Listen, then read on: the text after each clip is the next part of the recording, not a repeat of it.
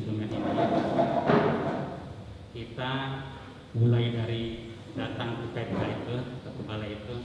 Pertama, gimana cara menerima pas masuk ke ruang gerbang balai, satpamnya ramah atau tidak ramah. Di situ realnya kenyataannya gitu. Misal jangan iya, jawaban iya, tidak, itu harus jelas. Ya itu memang benar-benar, ya itu ramah, tidaknya gimana gitu. Terus langsung ke penerimaan tamu di mes. Itu pelayanan tamu di mes, gimana cara kebersihan mesnya, secara pelayanan orang-orang yang mesnya pelayan housekeeping itu, dia itu terhadap kita itu yang menyatakan iya tapi kenyataannya kotor, di WC kotor atau di kamar tempat ruangan kotor.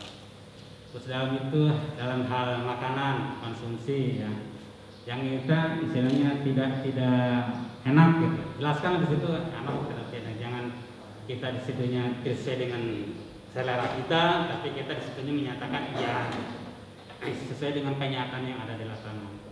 Terus masalah dalam pembelajaran ya. Dalam pembelajaran itu kita bahan praktek cukup atau tidak cukup, terus dalam pelayanannya itu memang puas atau tidak puas, di situ kita realnya aja. Terus dalam hal penyampaian dari suara terhadap kita, apa penyampaiannya puas atau sangat memuaskan atau kurang memotivasi terhadap bapak dan ibu. Sekarang istilahnya dalam mengisi instrumen ini kita kalau menyatakan ya, alasannya tulis di situ, kekurangannya apa atau menyatakan tidak, tulis di situ.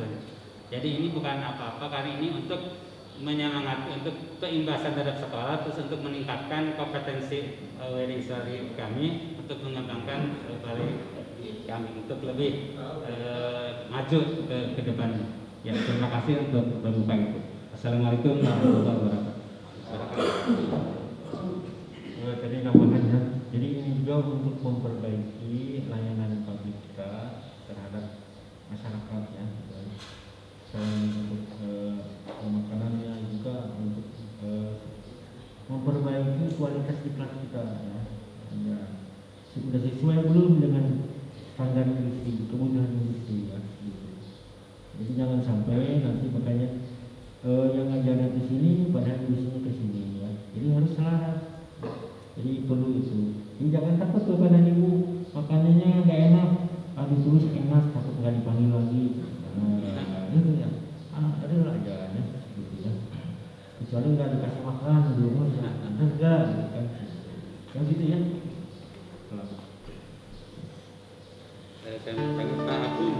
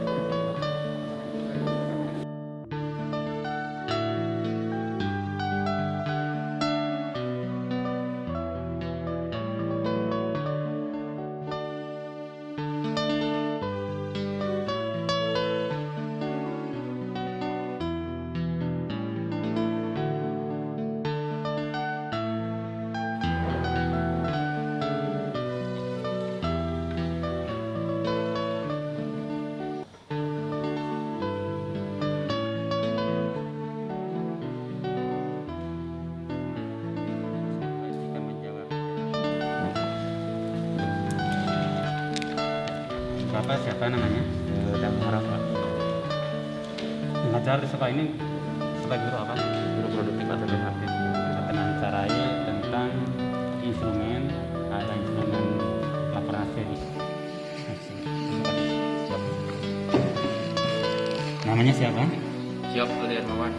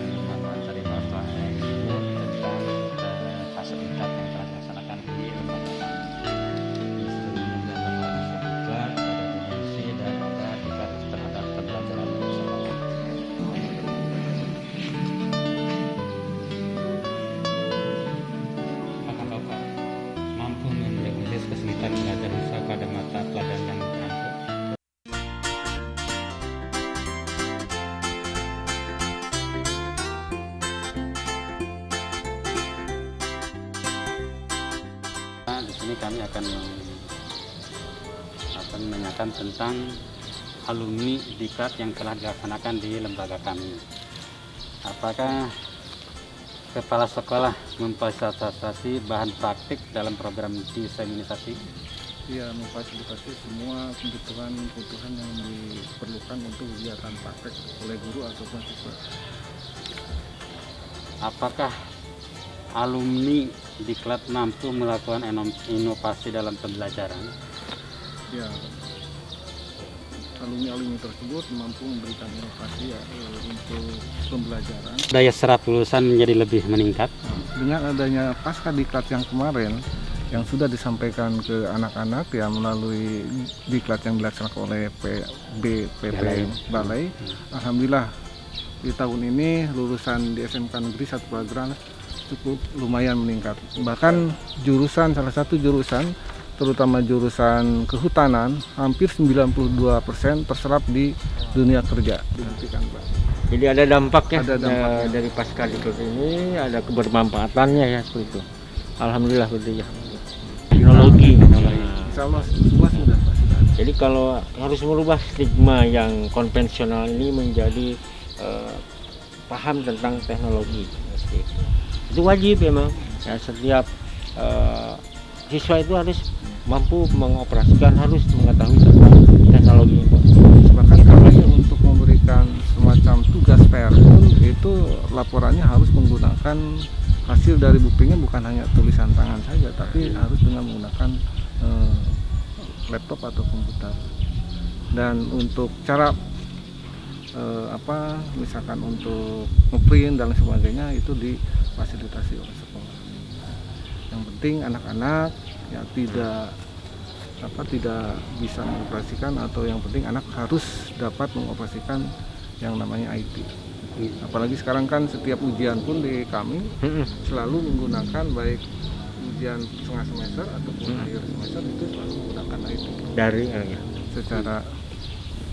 apalagi secara daring. ya, dengan pandemi ini memang kita pastilah menggunakan itu ya. Teknologi informasi daring ini.